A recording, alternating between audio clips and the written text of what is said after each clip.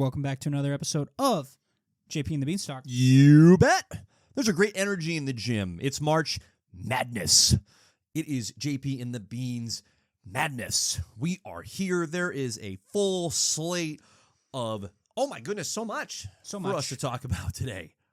So many. It's great. It's going to be fantastic. It's great. There are upsets galore. Okay, not really. We're actually pretty pumped about this. There's a lot of fantastic items on the docket. First things first, how's your bracket doing? Yeah. BYU really screwed me losing to Texas. I had them as they were a your sleeper. sweetheart, sure. Them and Arkansas, but Okay. they're still in Arkansas it. Arkansas's still alive. Yep. I think they'll make a good run. Mm-hmm.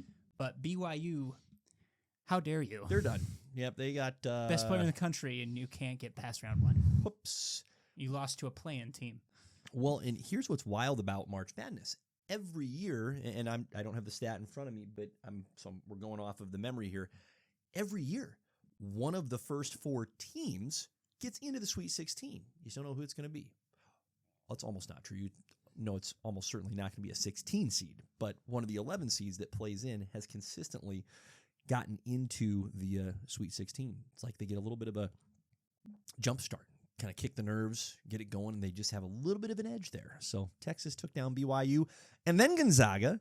Yep. I picked the High Point upset. I was pretty excited about that. I picked that as well. Yep. Wisconsin good is for us. notorious for losing at the 5 seed. Well, and no good thing should happen to Wisconsin ever. So I was, partially Agreed. a spite pick as well. And in this case, the spite won. So that's great. It's a beautiful time of year. It's a beautiful time to be here, Beans. My bracket's also in the meh territory. I think my youngest son out of our entire family has the best bracket. So that's how it's going.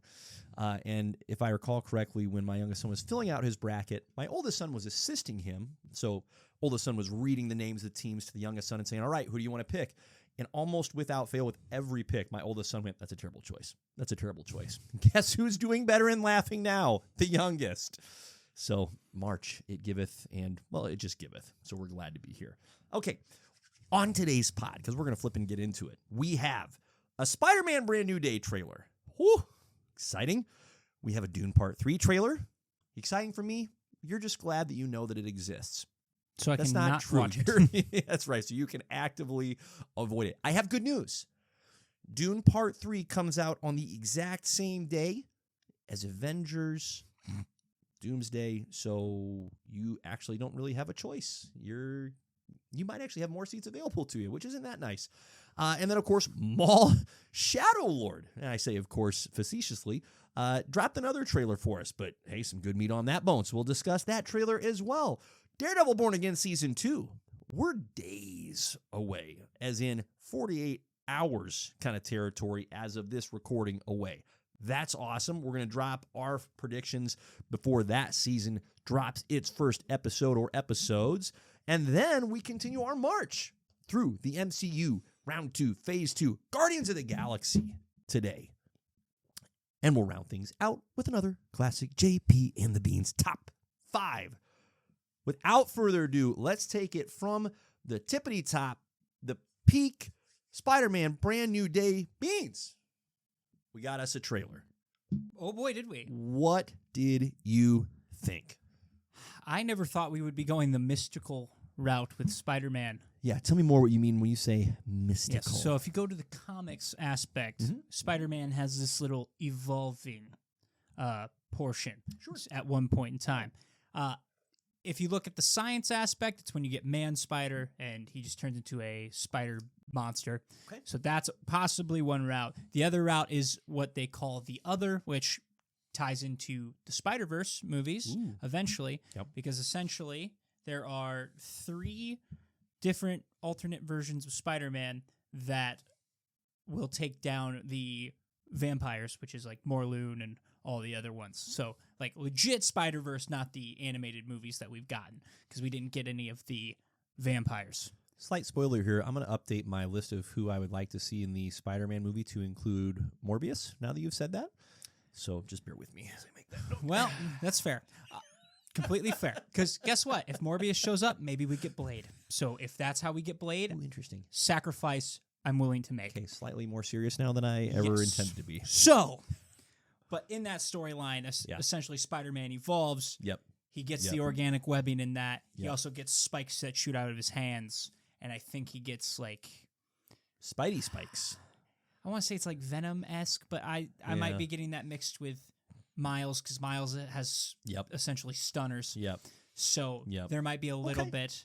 Okay. And, and then Peter ran around with 4 extra limbs at one point in time, too. Who which among that's us? different. Who among us? But there's a very mystical side of the Other in comics. Gotcha. Eventually, Kane becomes the Other, Yep. which is a clone of Peter Parker. He eventually becomes it instead of Peter, because Peter turns it down. That's my. When are we going to get the clones? Let's get the clones in there, right? We're just banging down the door. Clones. No. We don't want that. That's not the direction we were going. As much as I love Ben Reilly, My mistake. No. My mistake. So that's what I mean by mystical side. Now they could go down. Andy Sandberg as Ben Reilly is a revelation. I know. Yeah, that's great. Yeah, peak Ben Reilly right there. However, if we go down the science route, then where it's just he's trying to fight his body, then that's a different conversation. Yeah, so maybe TBD as far as what's the route. So okay, so there's a mystical element. What else stood out to you? We're getting a lot of villains. Oh boy, are we? I did not figure out we were going to get the Hand. That is something that surprised me. Yep, tremendously. But it fits with the Punisher coming in. Now the Punisher makes way more sense to be in this movie. There you go. Yep. You've got Boomerang, the Hand, Boomerang, Tarantula. That just makes sense. There's got to be a spider, spider on spider villain. Sure. Yeah, well, I feel like those two... He looks terrible, but sure. I feel like those two are there for montage purposes. Kind of like we saw in the Fantastic Four movie. Correct. Yep. With the Mole with the Man. apes. And yes. Yeah. That's what that feels like. Uh-huh. Because that's when they're going through like the comic book cover shots, right? Where he's saving the guy from Amazing Fantasy number 15 and stuff like that. Yep. So very montagey. I'm with you. It feels like they're not going to have a lot of time. Sure.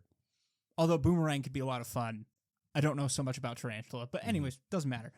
Anybody who's willing to step out onto the streets and intentionally and actively engage in fisticuffs with Boomerang as your primary weapon, with the whole archive available to you as far as weaponry go, and you look and you go, Boomerang, that's it, that's the one. And everybody's going, are you sure you don't? Are you sure? No. Boomerang. You got to have them in there. That's great. Have to. Yeah. Okay, so the Hand, Tarantula, Boomerang, Scorpion. We have Scorpion. Yep. I can't wait. I am hoping we get full armor. Mm-hmm. It looks like it looks like Matt Gargan got himself armored up. Yes. Yeah. I want a helmet though. Sure. I don't want just the face. He'll get I it. hope so. Yeah. I hope that suit is like, once we fully see the reveal, I hope it's sick. Comics have to. It's the same reason why, like, Captain America so rarely actually has his helmet on. It's like, we got to show Chris Evans' face. I know. It's a cop-out, though. It is. And I'm glad they're leaning more into the tech side than the, like, jumpsuity vibe. Because that's, like, the Scorpion originally was, like, J. Jonah Jameson funded. Pretty terrible. With, I believe, Kurt Connors. Legitimately bad. Yes. And they're like, we want to kill Spider-Man. And so they picked this loser, Matt Gargan, because he was a loser. And he goes crazy because he can't get out of the suit. Shame. Kind of like Rhino, which is weird that that's happened multiple times, but here we are. If once you don't succeed, just try again. Yeah, and then Scorpion goes crazy. Sure. Nuts, which I can't blame him because he's stuck in a Scorpion suit. That'd be looking tough. like that. Can't sit down comfortably. No. Not with that tail. No.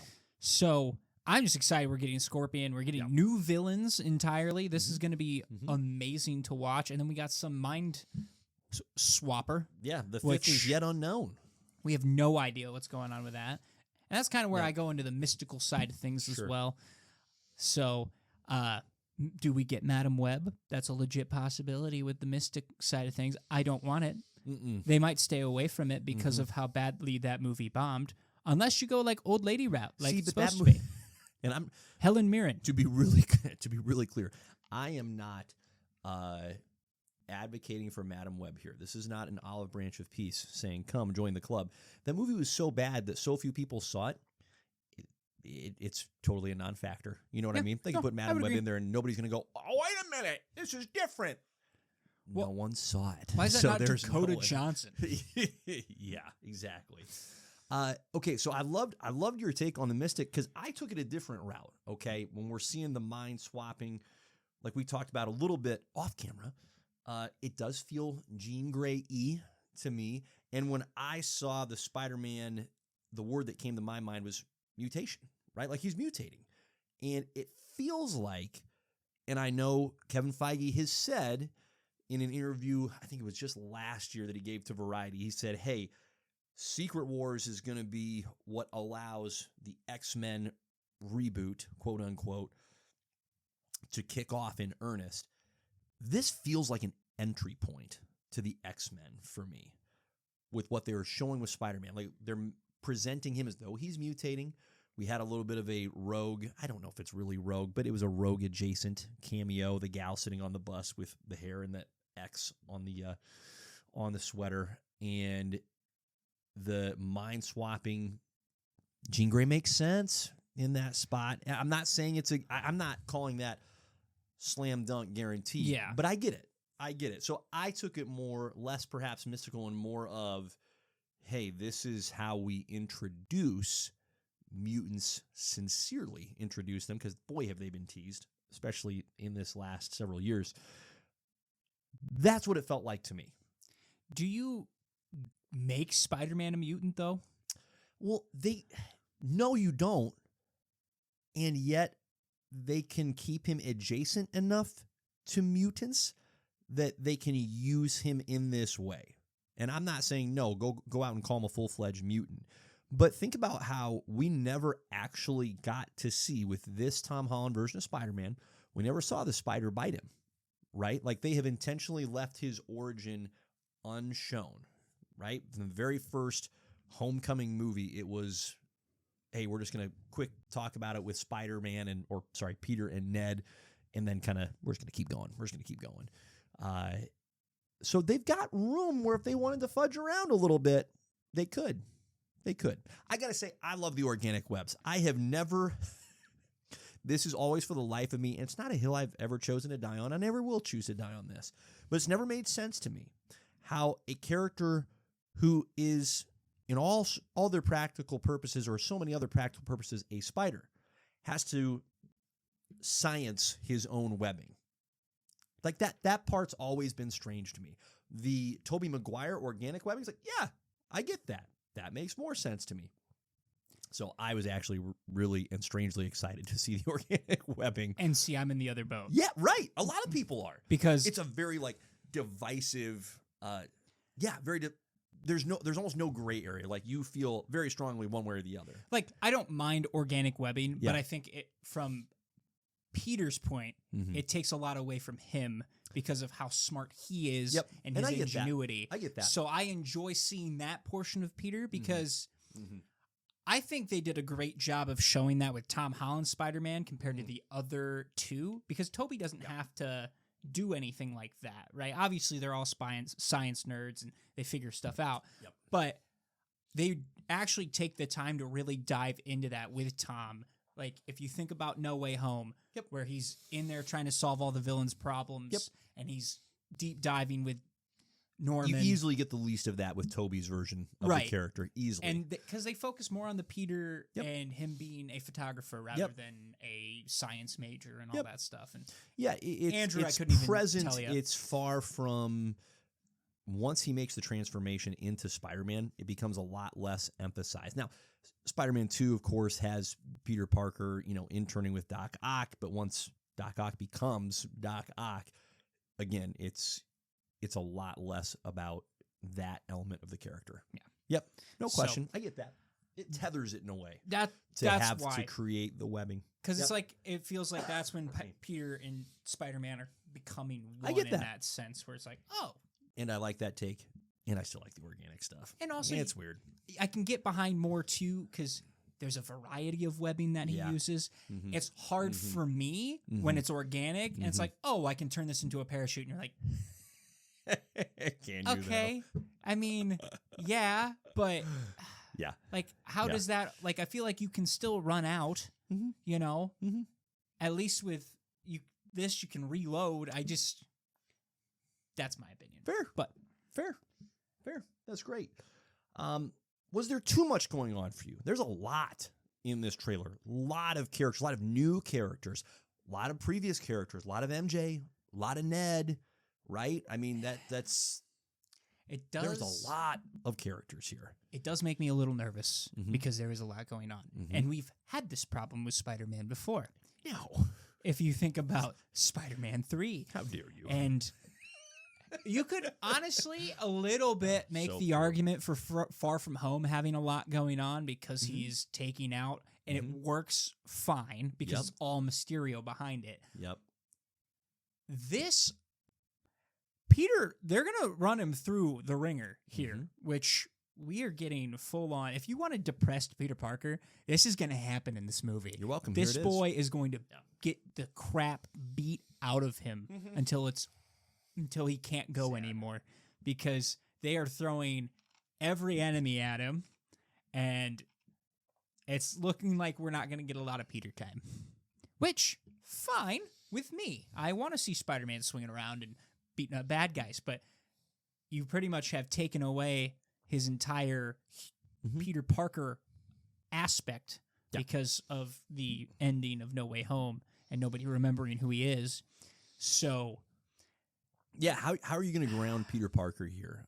That's the fascinating piece. And okay, so this is a good chance to segue into the portion of the trailer where we see Peter Parker as a student going up to Professor Bruce Banner and making some introductions. Now, what the trailer isn't explicit about is Peter Parker going to Bruce Banner and being really transparent with, "Hi, I'm Spider-Man," or is he trying to play coy and keep his identity a secret? Point is, we do get Bruce Banner. Okay, so in Spider-Man lore, there are multiple science-based individuals that Peter Parker can and has interacted with and collaborated with, right? Kurt Connors, Reed Richard, the Osborns. I feel like I'm forgetting a fourth one. Who am I forgetting? say Doc Ock. Doc Ock. No, hadn't said Doc Ock yet. So those are the four primary individuals that spring to my mind. And so then there's Bruce Banner way, way out here, which I couldn't even actually tell you other than in Avengers team-ups when Spider-Man and Bruce Banner, or Peter Parker and Bruce Banner, have ever individually, let's say, collaborated. So I'm not saying it can't work, but it is odd to me that, hey, we're bypassing several other known individuals, and I shouldn't say known, more directly related to Spider-Man individuals. Now, Reed Richards, okay, I get it. We're doing other things right now at the Fantastic Four, so he's kind of out by default. That we haven't brought this MCU version of the Fantastic Four into the fold yet. Okay, so process of elimination, he's out. But Norman Osborn is still there. Kurt Connors is still there. Those kind of seem a little more obvious to me. And to me, and I said this off pod, and I'll say it here, might be a hot take. I don't think it is. I don't think it is either. It should not be Bruce Banner. To me, that should be Kurt Connors. Right. When you get into the biology side of things, that's Kurt Connors' realm. Yep. When you get into what they have, the rumors have been that we're getting Savage Hulk back and he's going to go on a rampage. Who does that sound more like? To me, that sounds like the Lizard. If we're really thinking about it, a scientist messing around with biology, turns himself to a giant lizard because he's trying to get his arm back. Right. Okay. Right. That makes more sense for that direction. So it feels like he's filling that void. Also, I believe Kurt Connors has ties to the Scorpion origin. Here, if they're going more on the technical route, maybe not as much. But that is all Kurt Connors, and he would have been the nice little linchpin here to tie this all together. Yeah. And I agree with you. I don't feel like we've gotten a strong Lizard. Like, I would have been okay getting another version of the Lizard. Between you and me. I don't feel like Kurt has gotten that shine like he should. But him and Peter's relationship is phenomenal in the comics and everything that I've seen those two interact in. Because Peter looks up to Kurt. So I would have adored that instead of... I feel like they're going for the bigger name here and being like, hey, Bruce Banner, we're going to do this instead. Right. And because everybody wants the Savage Hulk back, this is their way of doing it. Yeah. Because they can't do it in a Hulk movie. Well, and good grief, it's been 12, I'm sorry, not 12. It's been 14 years since The Amazing Spider-Man with the last version of Kurt Connors came out. That's plenty of time. And if you're going to keep making movies, which, yeah, they're going to, with these characters, you're going to have to repeat characters that you've already presented. You're going to have to reboot, refresh, whatever word you want to use. So I find it strange. I'm sure the rationale is, hey, we're trying to connect Peter back to the MCU that has been. Fair. I still don't think it's necessary. I think you accomplish that with the Punisher. Frankly, Daredevil's probably going to end up in this movie. So I think there's going to be plenty of other ways that they are going to create that connectivity. The Bruce Banner, it works in a bubble, but it doesn't work in the grander context, to your point of, hey, there's better choices out there. It'll also be interesting, too, because in the comics, when Spider-Man gets Doctor Strange to erase everybody's memory, the Hulk remembers who Peter is. So we'll see if that is also another part of the reason of, hey, there is somebody who actually remembers who you are. Yeah, good point. But it's the Hulk. And I'm not going to lie to you. The last time we had the Hulk was, what, Thor Ragnarok? Been a bit. Infinity War? Infinity War. Barely. So pretty much Ragnarok. And I don't know how much Hulk actually had interactions with Peter. Yeah, and we also, not that long ago, got a movie with a Hulk in it fighting against a significantly less powered individual. Hello, Captain America, Brave New World. Oh, yeah. That just got done rampaging. Yeah. I didn't even think about it that way either. Anyway, it's not going to subtract from my enthusiasm to see this movie. I think here's my expectation at this point. I think it's going to be really enjoyable. As long as Tom Holland is in the suit, he's been tremendous. And Tobey Maguire and Andrew Garfield were each excellent in their own right. Tom, I think, continues to grow into a stronger and stronger representation of Peter Parker. So I'm excited still to see this grounded version of the character. I am. I think it's going to be a delight. I think the action sequences with the Spider-Man movie are almost always great. What the rest of the movie turns into, that is an open question in terms of how strong is the story, how strong is the character development. To be determined, but I do think the character development, I'm giving it the benefit of the doubt after trailer number 1 that it's going to be solid, because one of the most important elements of character development is you have to put whatever character you're seeking to grow, you're seeking to change, you have to put him through the grinder. And we're already there. That work has already been done. The grinding has happened, and we're still, in a very real sense, in the midst of that grinding process. So I think we're going to get some continued character development with Peter Parker. I think we're going to get some great action sequences. The yet unknown that will determine, hey, is this a great movie or is this that was a lot, positively and negatively, is going to depend on how well they balance this glut of characters. Because to your point, we've seen this movie before of, okay, that was too much. Too many people. Too many ingredients in the recipe. So we'll see. But it's great to have a trailer. Isn't that fun? And a good one. And a good one at that. A lot of questions. Yeah, not a 90-second trailer, like a solid 2.5 minute. That was great. Yeah. That was great. Okay, crying out loud. We got to keep moving. Dune Part 3 also dropped a trailer. Didn't watch it. And also it made it very clear that, oh, yeah, we're coming out the same day as Avengers Doomsday. What a choice, by the way. That is, I don't know if aggressive is the right word. Are they trying to just start a fight? Warner Brothers, because it's Warner Brothers. They're calling it Doomsday. Doomsday. That's really nice. Okay, that's a lot of fun. And maybe it's more of the Barbenheimer thing, right? Yep. Where it's people are going to go see both. So I'm sure it's more that than the other thing. Listen, the trailer was a freaking banger. This is going to be based on the trailer and based on the press work that has been done so far by by the cast and crew. An exceptionally intense and more action-based movie than either of the previous 2 parts. I got to say, we're getting into uncharted territory for me because parts 1 and 2 were very corralled by the first Dune book. Part 3 is we're past the first Dune book, and now we're into the books where, listen, things are already weird, and they get weirder in these books. Joy. I'm optimistic because the director, Denis, oh gosh, I'm blanking on my guy's last name. He has been really willing to cut the weird back in a lot of significant ways. Not saying it still isn't weird, but he is reined it in hard. And so I don't think we're going to get weirded out, let's say, by this one. It looks phenomenal. I saw they got Robert Pattinson, and he looks like a weirdo. He looks terrific. Yeah. He looks fantastic.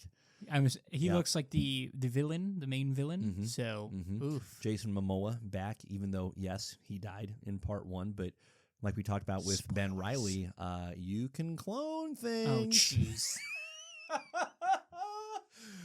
So, anyway, phenomenal. Like, here's what I'll say, and then we're going to keep moving. That's what a trailer should be. Spider-Man Brand New Day, great trailer. Dune Part 3, great trailer. Okay. Like, they build up the hype. They're showing tremendous visuals.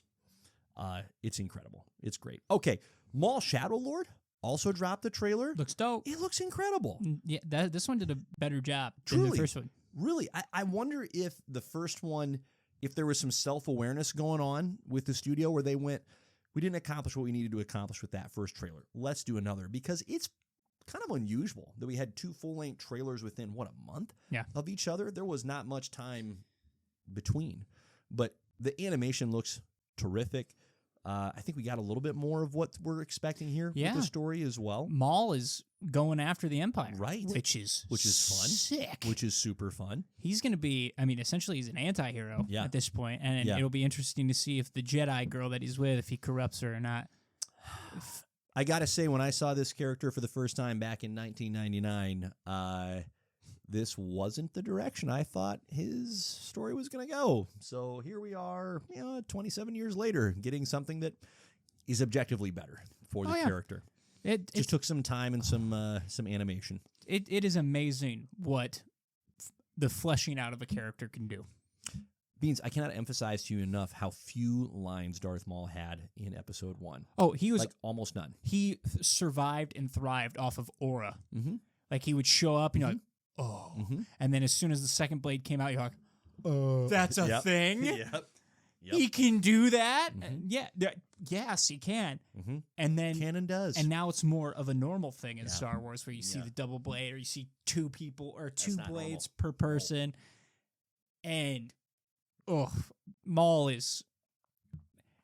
was such a good and well-designed character that when they killed him off, it pissed a lot of people off. Mm-hmm. And rightfully so. Mm-hmm. Hence why we have him now. Mm-hmm. And I cannot wait, because he's going to be fantastic in this. So, and he's going after the Knights, or not the Night Sisters, the Inquisitors? The Inquisitors. Yep. The Night Sisters are his witch people. Those are actually kind of his homies. Yeah. Ugh. Anyways. Pick better homies. Tough. But we get to see him with going at those guys. And that, that'll be fun. Dude, the lightsaber fights are going to be phenomenal in this. They already look incredible in the trailer. Incredible. Thank you. This is all we want from Star Wars. Novel is idea. 2 laser swords clashing. And then you have all these directors that are like, no laser swords. Like, what are you doing here? Why? Why? Why are you here? Go do something else. That's the dumb. That's like having a Transformers movie and being like, no robots. Yeah, just cars. Right. You're like, go direct Fast and Furious. Correct. What do you mean? I have to listen to Optimus Prime talk through the frickin' muffler? Are you kidding me? No. Like, you're missing the whole point. Yeah, it's foolishness is the word for it.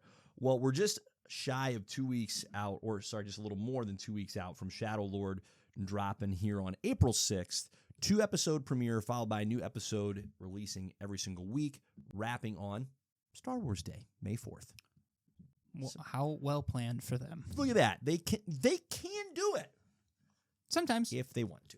And in this case, they wanted to. All right, that's a lot of fun. Good for them all. Good to see you, bud. Speaking of good to see you, Daredevil, Born Again, Season 2. Oh, boy. We're here, baby. We're here. All right. We're close, so it's prediction time. Been a while since we've actually done a prediction for a movie or show, so I'm pretty pumped about this. So let's talk through what we believe will happen, or maybe just what we would like to see happen here in Season 2 of Daredevil, Born Again. Beans, you go first. What's on your mind here? Ah, man. I just want to see who else is at play. I think that's the biggest thing that we can take away from here. Who else is at play? Because Jessica Jones is officially back. That is the only hero that they have shown that is back. We're guessing Punisher's showing up, although I've heard that he's not showing up. So we'll see, because then that's when the Punisher special comes into play, since he's getting his own little thing. So I'll be curious to see how much Punisher we get. I'm hoping he's in it. He's got to be in it. You would think. It'd be strange not to. Especially after Season 1. I know. We got Bullseye in play, who's going to be a wild card. You've got Kingpin. You got Matthew Lillard's character. Matt's love interest from Season 1 is back, and she's probably going to be an antagonist to Maddie this time around. Yeah, Heather's not going to be a fan of Matt's for multiple reasons. And the Swordsmaster is in it. He's been shown. I will be very curious who the Kingpin has on his side, because we have not really seen, since Bullseye is not with him anymore, and that would be your biggest weapon. I don't think your police force is going to be enough for a Daredevil and a Jessica Jones. So I will be curious to see who he gets on his end. And obviously, what superpowered individual does he bring into the fold? Correct. Yeah. And who else is Daredevil bringing in? Obviously, the Defenders is probably the primary thought process, right? Iron Fist, Luke Cage. I think Iron Fist is semi of a long shot. I think Luke Cage is a shoo-in. I think we get him. I personally really, really, really, especially after seeing the trailer, I want Spider-Man in this so bad. That would be so fun. Well, just with how they connect him to Frank, they connect him to the Hand. We've already known how connected Daredevil is to the Hand. You're telling me Daredevil isn't dealing with that? And look, we have all these villains going after Spider-Man in that trailer. You don't think Kingpin has something to do with that? Is Boomerang and Tarantula not in his pocket for that?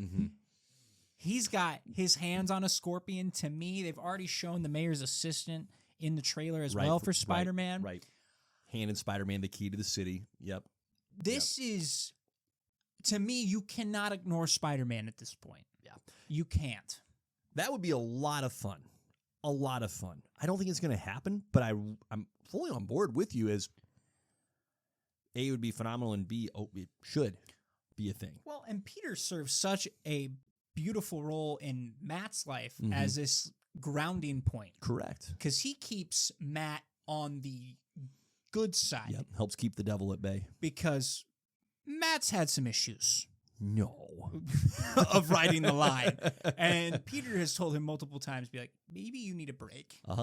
Maybe you let me handle this. I also would love them to duplicate the shot where like Spider-Man's webbed up in the corner and Daredevil's just like on the ground and they're ready to go. Like, that'd be awesome. I think this is a layup to me, and I get how big Spider-Man is. So to throw him in the Daredevil show, but never say never. You don't want to take away from Daredevil, but I'm sorry, Kingpin's not going to ignore Spider-Man. Correct. He's not. Correct. Because Spider-Man's only Spider-Man right now, and he's wreaking havoc for a Kingpin. And there's no way Peter is happy with a Kingpin being in charge of New York City. So it's very hard for me to feel like you can just ignore that and take Peter off the board entirely. Even if it is just for like the final episode, Spider-Man shows up. Like, come on. This is a layup. No, layup. Totally agree. And Kingpin is and always has been a hypocrite in the sense of his public face, right, is going, hey, no metahumans, no vigilantes, and yet his non-public face is going, all right, where are my vigilantes? Where are my metahumans that are, to your point, in his pocket? So absolutely, it's not just going to be the police force. I tend to think that after we've seen, and this is what did it for me, after we saw the Spider-Man trailer, that it's going to be the hand. Like that's going to be the deal that Fisk does with the devil, so to speak, is his association. And we have had throughout the first 3 original seasons of Daredevil, plenty of hand presence there. Now, they fell back out of sight in season 3. It was more of their presence was very noted in season 2. They were the primary antagonist of the Defenders show, which ended and led into season 3 of Daredevil. It just makes all the sense in the world that they would be brought back into the fold to me here, right? You're looking for an army? Well, there you go. There's an army. You've got your public-facing army, the task force, and then Fisk has his what he would call his real army, the ninjas. That just, to me, that's where I see the most organic path for who else are we going to see. It's not necessarily going to be a character. It's going to be the hand. Well, it's definitely the easiest. Truly. Right? Yep. For them to do it and be like, okay, clearly some policemen aren't going to be able to get the job done here. Yeah. When has Fisk, it would be actually kind of wild if Fisk relied on the cops to do enough after he actually tried that in season 3. He corrupted the bejesus out of the police force. That was his move in season 3. Almost got himself to the tippy top, but it didn't quite work out. He had one too many good cops that aided Matt Murdock and Daredevil to take him down. So I don't think I don't think Fisk is foolish enough to make the same mistake twice. I think he's going to hedge, let's say, publicly and go, all right, yes, here's the task force, but then privately he's going, it's not the task force. Let them believe they're doing the real work. Here's who's doing the real work for me. So I'd love to see Luke Cage, like you said. Iron Fist, I just have no association with since his show was so lukewarm. It was tough for the character. It was, for sure. It was tough. So I think the character in general would be a lot of fun. It'd be really cool if Shang-Chi showed up. That'd be cool, right? There's no way it actually happens here, but it'd be cool. Moon Knight. Moon Knight would be sick. Yep. This would be a great time. Just the Marvel Knights roster in some way, shape, or form. Yep. Like Ghost Rider just showing up. Yeah. Would be narc. But see, Ghost Rider is like an end all be all. Yeah. Once your Ghost Rider comes on, you're heavy at that point. We're screwed. We're done. Yep, we're done. Here's what I am anticipating, and this is a risky proposition because this is where expectations can make it hard to enjoy something that's actually very good. I think this is going to be peak Daredevil. So far for me, season 3 of the original run has been my favorite, and I think the strongest season of the show. I think this is where we're going to get peak for not just the show. I think we will, but I think it's going to be peak for the character of Daredevil, for Kingpin, and for Bullseye. For all of them, all the primary protagonists and antagonists and everything in between, they've had their development time. It's time to let them rip. And I think that's what we're going to get here in this season. So I think this is going to be pretty...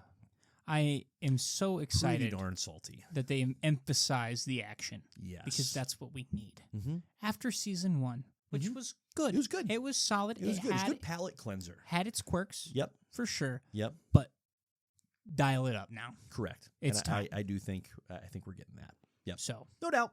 All right. Beautiful. Looking forward to it. Just days away. Let's get into MCU Round 2, Phase 2. Guardians of the Galaxy dropped back on August 1st of 2014. Here's where Marvel starts to flex a little bit. Marvel starts to feel pretty good. They go, we got something going on here. We're feeling pretty good. We've been working out. We're going to go show it. What's that? What's that heavy weight over there? Boop, no problem.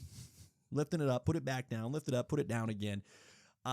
Because I remember the lead up means to this movie, and everybody had no idea what we were getting into. No one. If they said, oh yeah, well I've read, no you haven't. No one knew Peter Quill, Drax the Destroyer, Gamora, Rocket Raccoon, Groot, none of them. This was as blank of a slate as you could possibly present to an audience. And you know what this movie did? All it did was crush not just among fans, not just among critics, but at the box office. This is the third freaking highest grossing movie in the year 2014, okay? And here's what it's around. Transformers, as we mentioned on our previous pod, was at the very top. The Hobbit, The Battle of Five Armies, was right underneath that, boosted, by the way, heavily by the foreign markets, which, okay, that counts. We're talking worldwide box office after all. But then it's Guardians of the Galaxy, ahead of The Hunger Games, Mockingjay Part 1, ahead of X-Men, Days of Future Past, ahead of Captain America, The Winter Soldier, ahead of Dawn of the Planet of the Apes, Amazing Spider-Man 2, all of these movies that have had time to build momentum.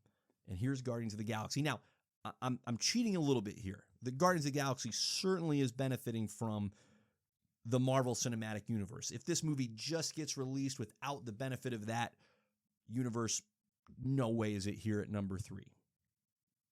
But there are no characters. There is no crossover. There's not any Iron Man. There's not any Hulk. There's not any Thor. There's nobody. Nobody that we've seen in a previous MCU movie that shows up here. It's just the Guardians. And they come out swinging, which is wild stuff. Wild, wild stuff. Chris Pratt, okay, we saw him in Parks and Rec. He's not the reason people watch Parks and Rec. He's fun. Wow. He's great in it. Partially. Ron Swanson is at the top there. And Chris did a great job in the role, so I'm not attempting to besmirch dear sweet Chris. But he's your lead, okay? Yeah, you got Bradley Cooper and Vin Diesel. Guess what? They're voicing characters. Also, Vin Diesel doesn't really get to speak. He's really just repeating the same line over and over again, which, what a gig. If you can get it, and if they're going to pay you millions of bucks to do that, say yes. Who has a very Every deep time. voice that we know? Vin Diesel. Yeah, okay, done. Great. He's in. Zoe Saldana had been in the Star Trek movies and other works, of course. Star Trek were her biggest blockbuster films that got her known. But Dave Bautista, nobody knew Dave Bautista outside of the wrestling world at this point. This was his opportunity to break in to the wider entertainment universe. John C. Reilly, Glenn Close, Benicio del Toro, but all in auxiliary, very minor roles. In so many ways, this shouldn't have worked. And yet, boy, did it work, and did it work well. So here we are. The MCU is flexing, fresh off the heels of Winter Soldier on April 4th. We got Guardians of the Galaxy on August 1st. Beans, what'd you think? Well, I just remember when this movie came out, and this is like, oh, this is going to be the first flop. This is going to be the first flop. This is not going to be very good. Right. My buddy's like, hey, let's go see that movie. Like, is there anything you can tell me about it? And for the first time, I was like, no. Correct. No idea. Correct. And you go in there, and you come out of that, and you're like, wow. That was so good. And I watched this movie again, obviously. Yep. And going through it again, I'm like, first of all, there's not a single part of that movie I forgot, which that says a lot about a movie, right? If you remember how everything happens and where things are. All the sequencing of events. Yep. Like, phenomenal. This is one of the best team-up movies I think we've seen, right? When you have Avengers and they're all teaming up together, Yep. we already have experience with each individual character they're joining, Exactly. and it's for a cause that they have to join. Yep. Guardians are kind of the same way, but they are definitely more ragtag than Avengers, where they're your super powered. These guys are your Guardians, anyways, are your more ingenuity. Let's figure out how to. Well, we'll wing it. We're gonna wing it, and we're gonna figure it out, and it's gonna be great. I mean, even the moniker of Guardians of the Galaxy, it's really tongue in cheek, right? It's not a sincere, hey, we've been appointed. We have been bequeathed as the guardians of the entire galaxy. It's very wink. It's like Pretty much as a middle finger to Ronan. You have self-proclaimed that you are the Guardians of the Galaxy. No one has asked you to do this. In fact, we're just going to let you do it because we're pretty sure you're going to die, and that's probably the best outcome for everybody. So go for it, you guys. Yes, Guardians of the Galaxy. Good luck. But this movie just does a great job of the stakes being very high. Yeah. Like, the stakes are huge in this movie. Yep. They do a great job of establishing Thanos as a threat in this, right? You have the little nods Without it being and Avengers. distracting. Right. Yeah. You're like, oh, here he is. We are actually going to get some time with the big bad villain of the entire MCU here. Right. Ronan is better than I remember as a villain. Mm-hmm. He's one of those guys where I'm like, I don't really need him back per se. Yeah. Like, that's one of the villains I'm okay with that they killed off just because it just wasn't like... Huh. I don't know. Ronan's also not that batshit crazy in the comics, correct? Isn't he more of just a middleman kind of a guy? He's just with the Kree. The perfect word for Ronan would be a zealot, right? Like, he is just, whatever his belief is, he is in it and then beyond the in it point, okay? We've gone really far to the extremist side. So he is all about the Kree. There's nothing else. There's nobody else. Whatever is good for the Kree, he's going to do it. And if I have to kill a bunch of people, that just sounds like fun. Let's do it. So yes, just a very loyal foot soldier for the Kree. Yes. So not necessarily a good guy, not necessarily a bad guy. No, and he's one of many nuts. accusers. Like, there are many accusers in the Kree fighting force, Ronan being just one of the more renowned in the Marvel comics. Yes, and they do a very good job of isolating him from the rest of the Kree, although the Kree make it very clear that they don't really care. Yeah, they're really okay with him going nuts. They're like, no, please don't do it. Yes. Sorry, that's not our problem. Great. Yeah. So he was a very, he overachieved in a good way for expectations. I feel like I don't think he was like phenomenal. I think, oh my gosh, Ronan the Accuser was the first. Like, he was there. He was an obstacle. They overcame it. I think his overlooming presence with the stone is more carried it than anything. Yep. Personally. But yeah, and the humor in this movie is fantastic. I love watching them all interact with each other because there is not a single interaction that is not a good interaction. Right. They just play off each other so well in this movie. So, and they do a great job. I would compare this.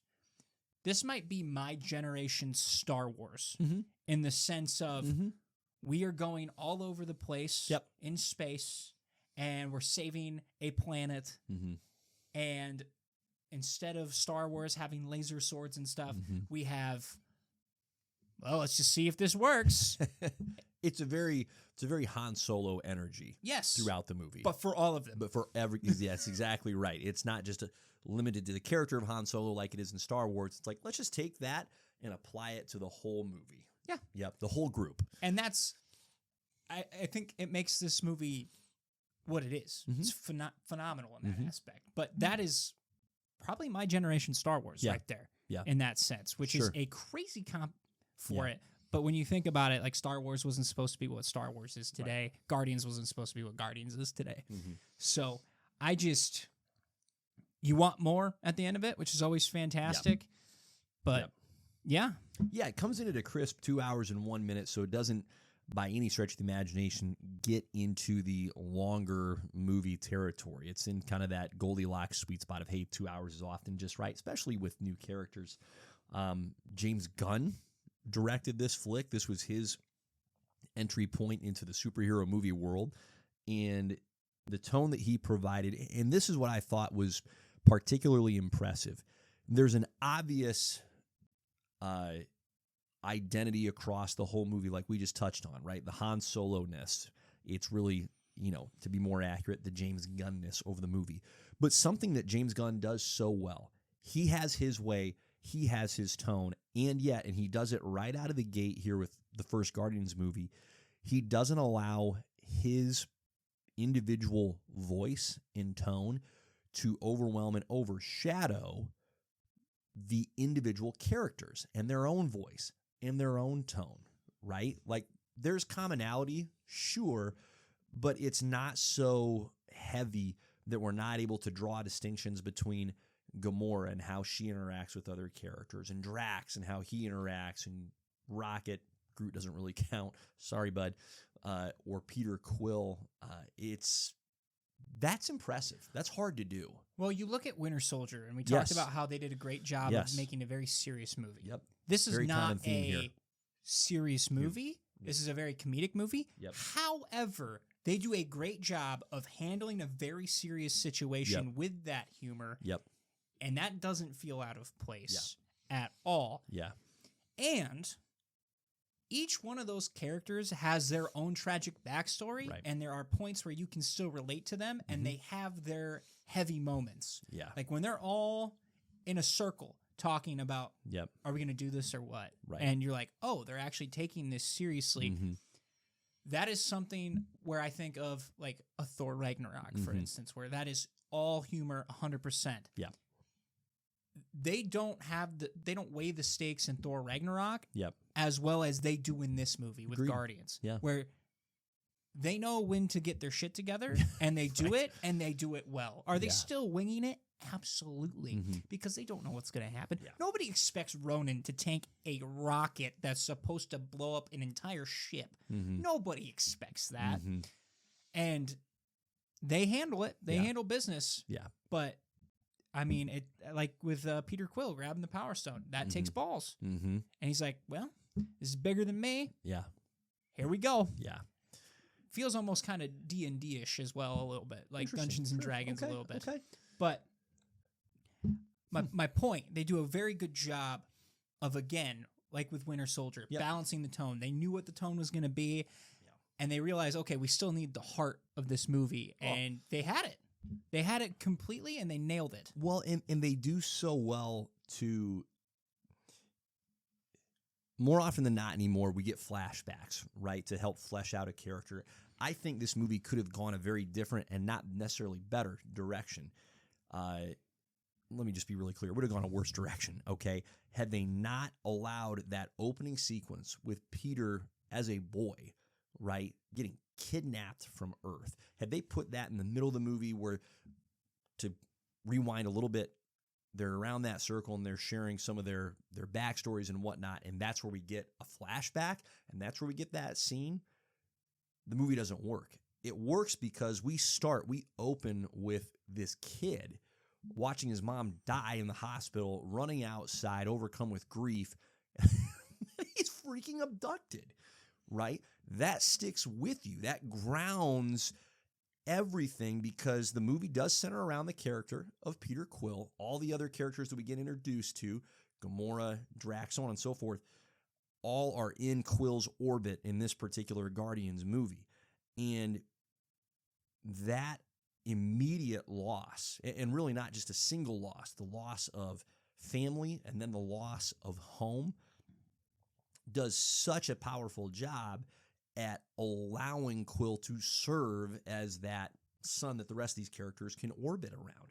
If that sequencing is done any different, which would be an easy thing to do, the movie doesn't work. But it works because we ground, to your point, there's a lot of humor, but it doesn't distract or detract from the gravity that each of these individual characters are wrestling with.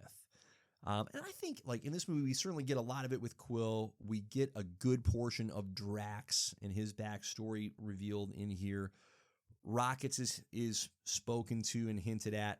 Groot's maybe the least tragic of all the characters. The dude's just a big freaking tree. He's fine. Gamora we don't get until really Guardians 2 and then beyond. But I think you're absolutely right. It finds such a nice and critical balance that's evasive, hard to find. Yeah, you get with Gamora and Nebula in this movie, it just adds to Thanos There you go. more than anything. Right, you don't get to see in depth everything that he did to Gamora. Clearly, he tortured her in aspects. Tortured Nebula way more, to the point where she was ready to switch sides. Not with the Guardians, but with Ronan. Yeah. So, I think if anything, those two brought more scariness to Thanos more than they brought the heart to that aspect. Totally agree. Okay. Here's something I wanted to hit on before we keep moving. What's wild to me on this rewatch is how much of what comes next in the MCU, not immediately, right? Not Age of Ultron immediately, but in the subsequent Avengers movies, how much of it relies on what happens right here in this movie, okay? The Infinity Stones origin. That's no small thing, okay? That is where we finally get the answer to what the heck are these things that keep popping up in the movies that we're seeing in Captain America and Thor and the Avengers. But how about the characters and the work that is done to lay the foundation for the characters of Thanos and Gamora, right? Those are some pretty important characters by the time we get to Endgame, right?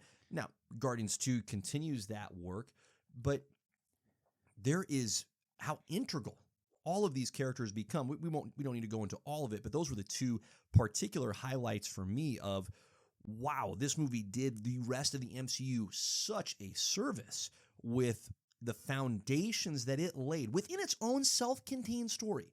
So without detracting and distracting from its own story, which again, easy ditch for these solo, heavy air quotes, movies to fall into, where it's like, well, I got to serve the wider universe here.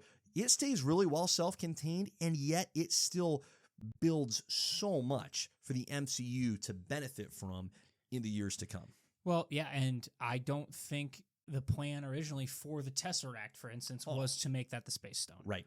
Or the Ether being the Reality Stone. And clearly, if you watch Thor 2, that was not the plan. New. That was not the plan at all for that. That was not yet established.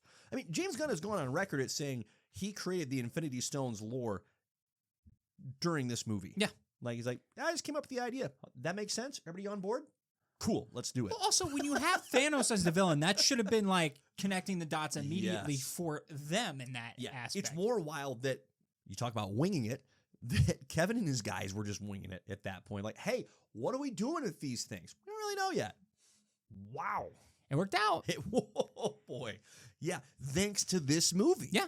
Thanks to this movie. Otherwise, they set him up to be a force. Like, you know, the Tesseract in Captain America, the first one, obviously you see the power of that thing. Correct.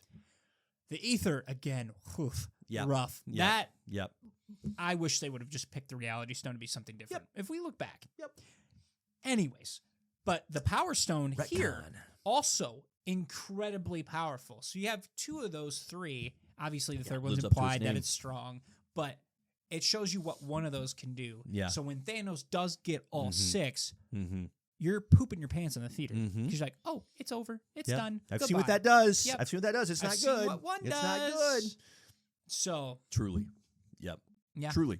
No question. No question. So I just thought that was just something that occurred to me rewatching this movie was, dang, does this movie not just I don't even know like what the right word is.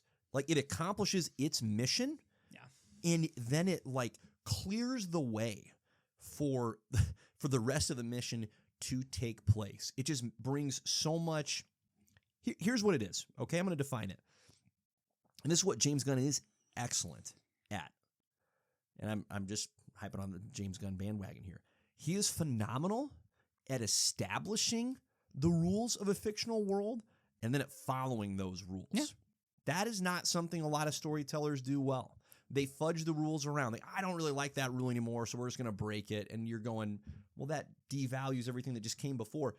James is very good at establishing what the rules of a fictional world, universe, characters are going to be, and then he abides by them very, very strongly. And so he brings clarity to what tends to be intentional, like opaqueness, where Kevin and his guys are going, we'll figure it out later. We'll figure it out later. It's like, you need to actually have an answer to the question of what these Infinity Stones are, and not only what they are, but how they do what they do. What are the extents of their powers? What limits do they have? How can they be utilized? James Gunn did it in a montage with the freaking Collector in the middle of a movie that doesn't get lost in the wider MCU. Incredible. Well, and to go off what you were saying too, I didn't realize how well they set up Guardians 2. Yes.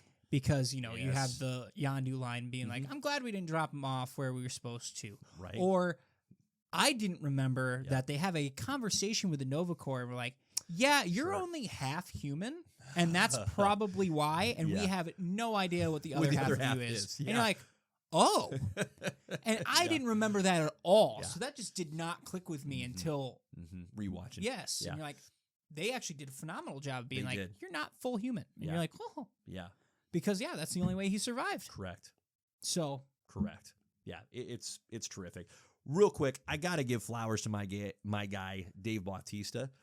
I love Drax so much. Like, he is in the pantheon. He's on my Mount Rushmore of favorite MCU characters. And this movie is one of the reasons that he's there for me, because the fact that he's like just freaking laughing every time they're going through some perilous situation, right? Whether they're crashing their ship into Ronan's flagship, or he's just going fisticuffs with the guards and he's just cackling like a fool. Like, I enjoyed Dave Bautista so much as Drax, and this being the introduction to that character. Well, oh, come on. I like how that's how they also like made his alien-esque portion is like, oh, they're a very literal people. Yeah. Because it is so funny. Yep. Listening to him talk.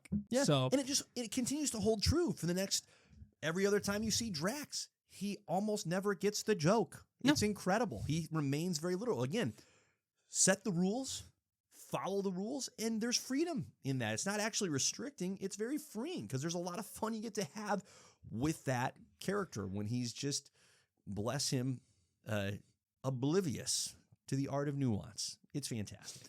Just love it. Yeah, just love it. Just the whole team's chemistry is just fantastic. I could watch Rocket and Peter argue for hours and hours and hours. So, yep, that's great. Beans, what a great movie. Anything else on the Guardians front before we move on? No, that is all I have. What a great flick. Oh, lovely. All right, it is time for another classic JP and the Beans top 5. Today's top 5. The top 5 Spider-Man brand new day characters that we would like to see in the movie. Don't know if they're going to be. Maybe they will. Maybe they won't. But these are the top 5 characters that we think would make that movie better. Without further ado, Beans, you go first. Number 5 on the list, I have Felicia Hardy, the Black Cat. Nice. So, I think this is the perfect time. We haven't had a live-action Black Cat, have we? No, we have not. I think this is the time to give Peter, I will say a temptress, if you will, in the sense of, yes, clearly he's still in love Hello with there, Delilah. Yes. He's still very much in love with Mary Jane. Yeah. Oh, he's vulnerable. Ooh, I like that. Yes, Yeah. she's dating another guy. Ooh. This is the time for Black Cat to not only Shenanigans. come in, but also gives you somebody who can relate to Peter on the superhero side of things. She's not necessarily going to be a good guy. It adds another bad guy in there. Well, you know, adjacent. I don't know what is up with feminine superhero villains that are like cats, but apparently they are always burglaring. I don't want to pull at that thread. Yeah, I don't either. That's too much. Yeah. So, but she brings a lot of a different personality than MJ. Like they both have that like confidence and wile, sure, in the comics. Yep. But if they do like comic accurate Black Cat, she's going to be a very polar opposite of the MJ that we got. Yep. So I would actually find that fun. And again, we haven't had a Black Cat in here. We had Gwen Stacy. And I'm going to be honest with you, I don't want to see Gwen Stacy. Okay. Which is maybe a crazy thing to say. I just, with the way they have set up him and MJ in these movies, I think Gwen Stacy, she feels more like a... It would easily be too much. I'm totally in agreement with you. They have doubled and tripled down on the MJ Peter connection. Yes. And with Felicia, you know it's not Endgame. There you go. You know it's a distraction. Yep. So you are okay and already ready to go with, this is not going to work. Yep. Whatever they have, sure, they're going to have a little fling. Yep. But at the end of the day, he's going to want to go back to MJ. And I think if you have Gwen, it's too hard. And you're making Peter choose. And I don't want to deal with that. Yep. So I like Felicia Hardy here. Yep. I like her, you know, towing the line of good and bad. Totally. So Felicia Hardy's my number 5. That's great. Okay. My number 5 comes with a big caveat. It won't work. Okay. Oh, so fun. This is I wish this was present at this stage in Peter's story, but it flat out won't work where the MCU is right now. I wish it was the Fantastic Four. I wish they were in this movie because what an outstanding opportunity where family and friends, but family with Aunt May passing away has been totally stripped away from Peter.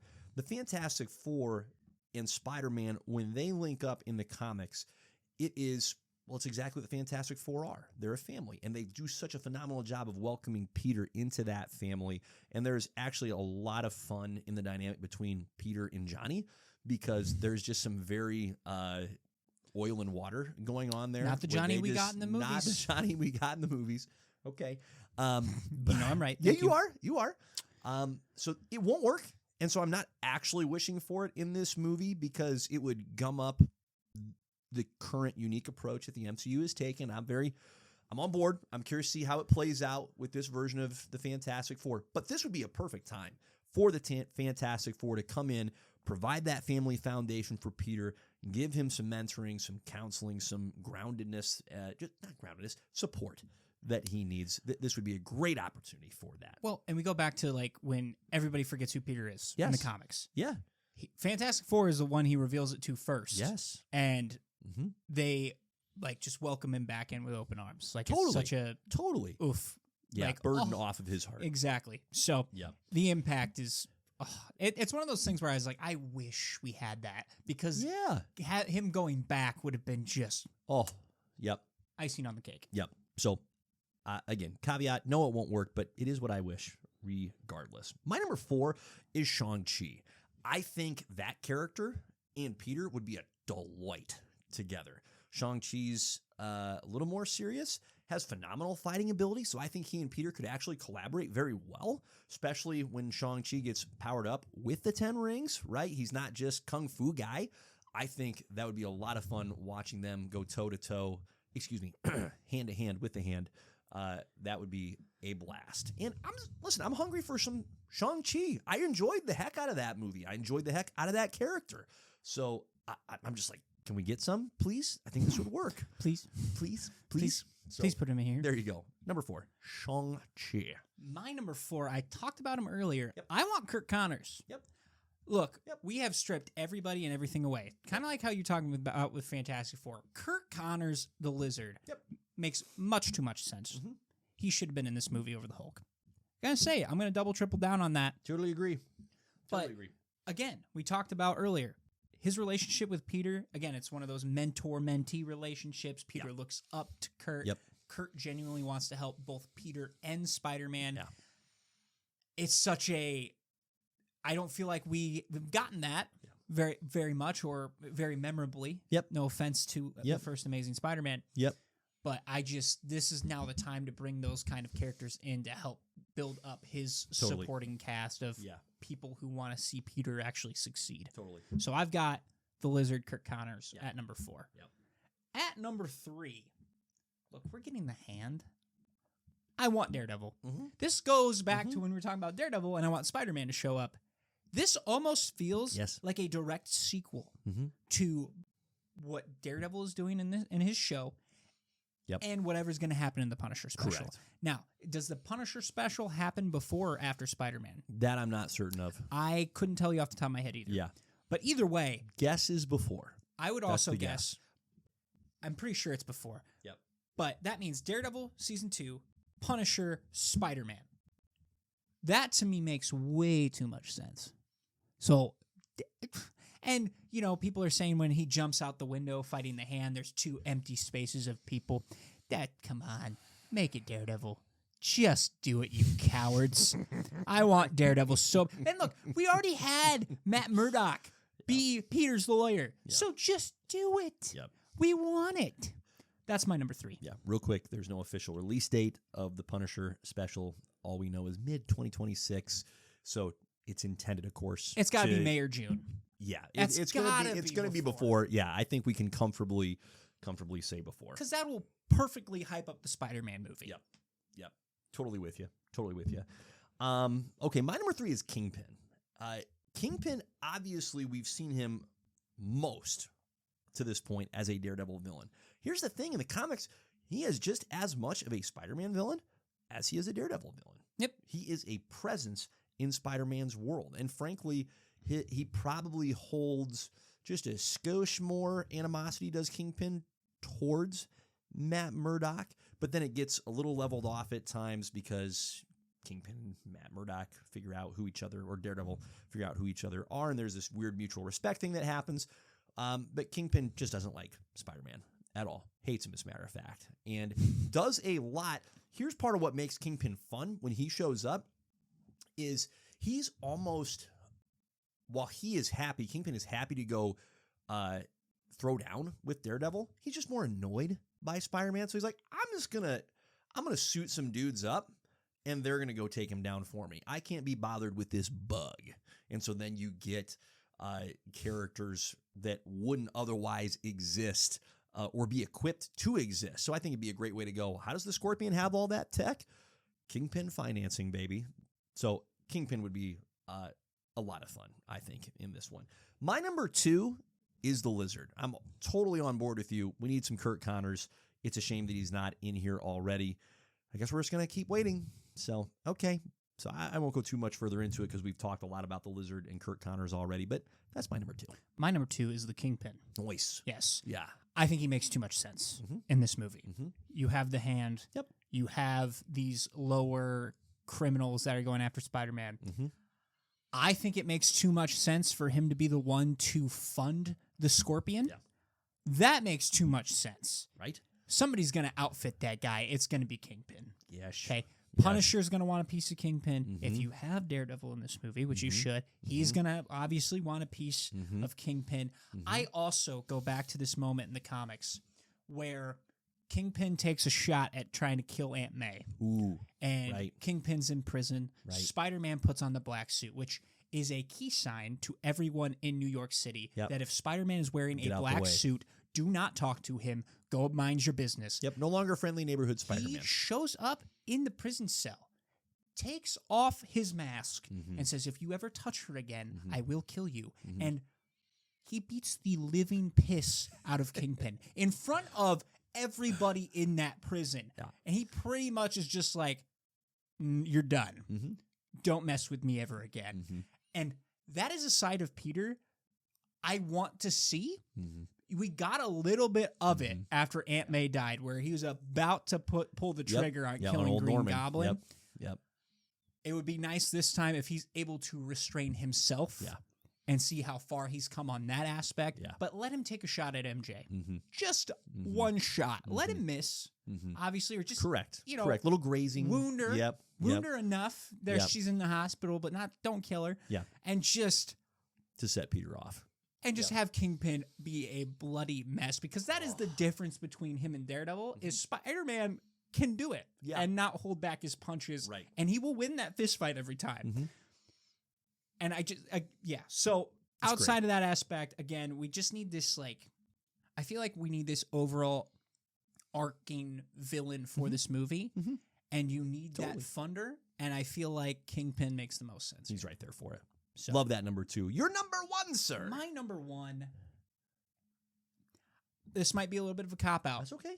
I originally put Norman Osborn, but I'm going to put the Osborns in general. I'm going to throw Harry in there as well. Correct. Peter needs friends. Yep. Harry fulfills that void. Yep. If you look at the first Spider-Man movie, he has a very good relationship with Norman as well. Yep.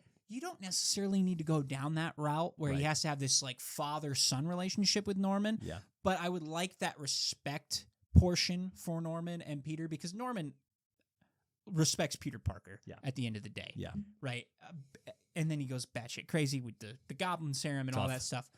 But I also want to see Norman more than I want to see Green Goblin right now, because I want them to build up how powerful, smart, cunning Norman Osborn is, because which is the key distinction. You want Norman, you don't want Green Goblin. Yes, key distinction. Because Norman's not a good guy. No. He's not a good dad. No. He was not a good dad in Spider-Man 1. No. He was a better father to Peter than Harry, which is nuts. Not a compliment. So, let's see it. Let's see him making the deals with the Kingpin on the side, stuff like that. I want that part, build Norman up, so when we do get the Green Goblin turn, at the end of the day,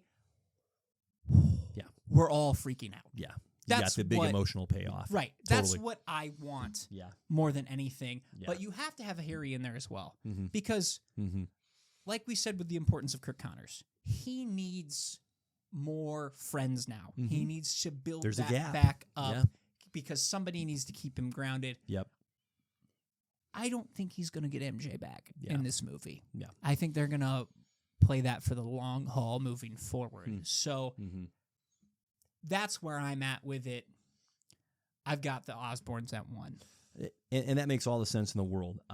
My number 1, I'm going to circle around here. My number 1 is Daredevil because of all the reasons you said, and it's just so flippin' fun. Like, what a great combo they are and would be. They are always fun together. Yep. Always. So, but I want to bounce off of what you said with the Osborns because I had and then didn't and then had and then didn't have the Osborns on my list.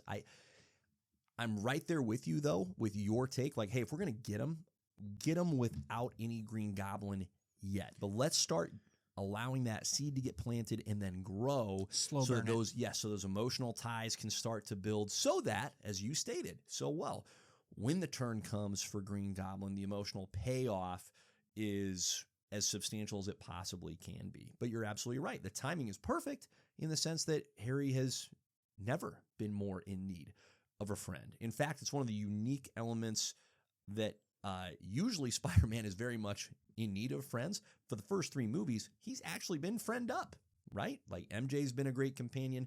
Ned's been a great friend. And now they're both completely gone. There is a complete lack of connectivity. So it makes all the sense in the world for that newness to slide in there in the slimy, sleazy form of Harry and Norman Osborn. So I'm totally on board with it. Again, my number 1 is Daredevil. But there's no bad choices on either of those lists. No. That's a lot of fun. No, I had a couple honorable mentions. We talked about Madam Web earlier. Yep. More of the, if we get like 90s animated Spider-Man's version of Madam Web, where she's just kind of a conniving woman that's like low-key like trying to help Peter. Yes. Is the right designation for that character. She's trying to help Peter, but she does it poorly. Yeah. But I just also love a character that kind of bring out that anger in Peter on a consistent basis. And she does that. She do. And she's looking out for him, and they have that love-hate relationship that I wouldn't mind seeing. And Morloon was the other one. That's amazing. And it's one of those things where I'm like, I don't know if I want it because... But you're curious. You're intrigued. Well, here's the deal. I'm so tired of the multiverse. I'm so tired of it. But if you're telling me I can get Toby and Andrew back together again and have it make sense... Sure. Do you know how tempting that is? Have it be the new normal. It went so well in No Way Home. Yeah. And now I'm like... Yeah. Am I asking for that again? I get it. I kind of am. Yeah, but you can also get like Miles in there and you can build that up. I mean, Spider-Verse was so successful. Yeah. And again, it's just one of those things where I'm like, I don't know if I want that or not. Yeah.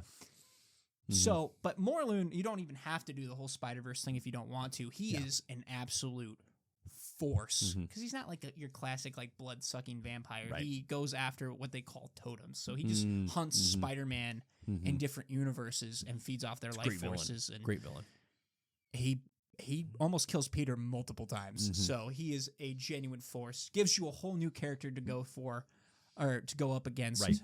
Right. So he'd be a delight. Yeah, that's where I'm at. Yeah. But yeah, good list overall. It's a good thing. Good thing. Beans, anything else for the good people? That's all I got. Bring us home, my friend. I feel good. That was great. That was great. On that note, Godspeed. Peace.